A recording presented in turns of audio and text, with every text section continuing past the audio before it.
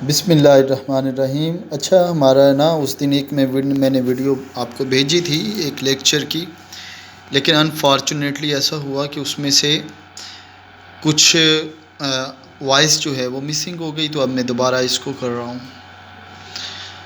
Atomic structure की हम बात करना चाह रहे थे इस वीडियो के अंदर, और इसमें मैंने आपसे ये डिस्कस करना था कि इसमें एक बोहर थ्योरी है, दूसरी रदरफोर्ड है, और इन दोनों थ्योरीज़ के अकॉर्डिंग इलेक्ट्रॉन जो है वो एक पार्टिकल है। अगर बेटा इलेक्ट्रॉन एक पार्टिकल है तो फिर उसकी कोई ना कोई फिक्स पोजीशन लाजमी होगी, अगर वो है पार्टिकल। और फिर वो और दो थ्योरीज़ थी, एक डी ब्रोगली की और एक हाइजेनबर्ग अनसर्टेनिटी प्रिंसिपल। इन दोनों थ्योरीज़ के अकॉर्डिंग ये था कि electron is a wave nature, और अगर वो वेव है तो फिर उसकी पोजीशन कोई नहीं है। ठीक है, यानी कि वेव की कोई पोजीशन नहीं होती, वेव कंटिन्यूसली चलती रहती है।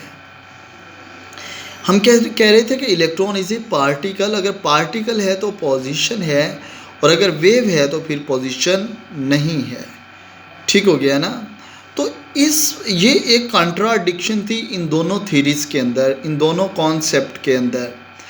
इस थ्योरी को एक्सप्लेन किया था, इसका सलूशन दिया था फिर श्रोडिंगर ने, और उसने ये कहा था कि ये जो वेव है ना, इलेक्ट्रॉन की नेचर वेव, ये भी बात ठीक है, और जो पार्टिकल है वो भी नेचर ठीक है इसकी, और ये डुअल नेचर रखता है। तो फिर सवाल ये था कि ये फिर कैसे मूव करती है। अकॉर्डिंग टू श्रोडिंगर कि ये जो इलेक्ट्रॉन्स होते हैं ये वेव्स की फॉर्म में अपने ऑर्बिटल में मूव करते रहते हैं, वेव्स की फॉर्म में अपने ऑर्बिटल में मूव करते रहते हैं। और ये वाली जो वेव है, क्योंकि इलेक्ट्रॉन जो है उसका मैस भी है, उसका एक साइज़ भी है, उसका रेडियस भी है, सो ये तो मैटर है। क्योंकि इलेक्ट्रॉन इस वेव का पार्ट है, तो उसने ये कहा था कि हम इस वेव को मैटर वेव कहते हैं, कि इसके अंदर मैटर्स है। और ये वाली जो वेव है, ये जो दूसरी वेव्स होती हैं, साउंड वेव्स या लाइट वेव्स, उनकी निस्बत ये वेव डिफरेंट है। क्योंकि जो साउंड वेव होती है या लाइट वेव होती है, उनमें मैटर नहीं होता, उनमें पार्टिकल्स नहीं होता। ठीक है, तो फिर इसने यहाँ से इलेक्ट्रॉन वेव थ्योरी दी, जिसको श्रोडिंगर वेव इक्वेशन भी कहते हैं। इसने ये कहा था कि अगर दोनों बातें ठीक है, इसने कहा था कि वो पार्टिकल भी है और वेव नेचर भी है, और उसका सलूशन ये है कि जो इलेक्ट्रॉन की मूवमेंट है वो वेव की फॉर्म में, और वेव की फॉर्म में आपको पता है कि क्रस्ट और ट्रफ होते हैं। वेव की फॉर्म में क्या होते हैं? क्रस्ट और ट्रफ होते हैं। तो फॉर दैट इसने कहा कि हम वो वेव की फॉर्म में कहते हैं, तो फिर हम इलेक्ट्रॉन की 100% नहीं बता सकते कि इस वक्त उसकी पोजीशन किधर है। क्योंकि अगर वो वेव है तो वेव तो फिर वो कंटिन्यूसली मूव करती रहती है, तो हम इसकी 100% पोजीशन नहीं बता सकते कि इलेक्ट्रॉन की पोजीशन कौन सी है। हाँ, हम ये बता सकते हैं कि इसकी प्रोबेबिलिटी क्या है, इसके फाइंडिंग के चांसेस कितने हैं। ठीक है, और उसके लिए उसने ये एक इक्वेशन दी थी।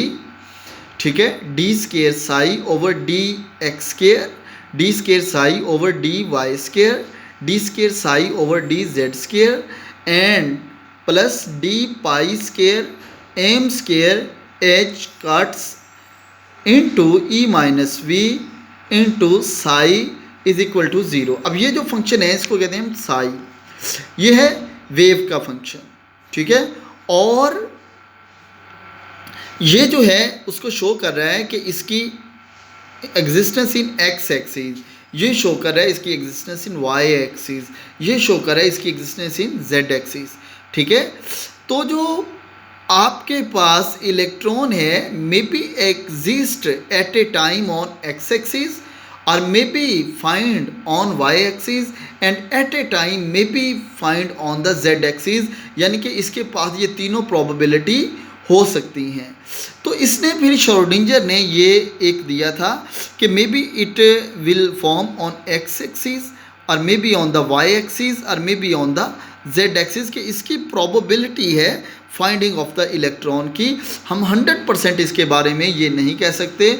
सो ये वाला सोल्यूशन था इन दोनों थीरीज का, बोहर, रदरफोर्ड, डी ब्रोगली और हाइजेनबर्ग का, और इसका सोल्यूशन दिया था श्रोडिंगर ने, ठीक है। और इस इक्वेशन को कहते हैं श्रोडिंगर वेव इक्वेशन, और ये वाली इक्वेशन होती है, और ये साई जो होता है ये वेव फंक्शन होता है। थैंक यू, अल्लाह हाफिज़।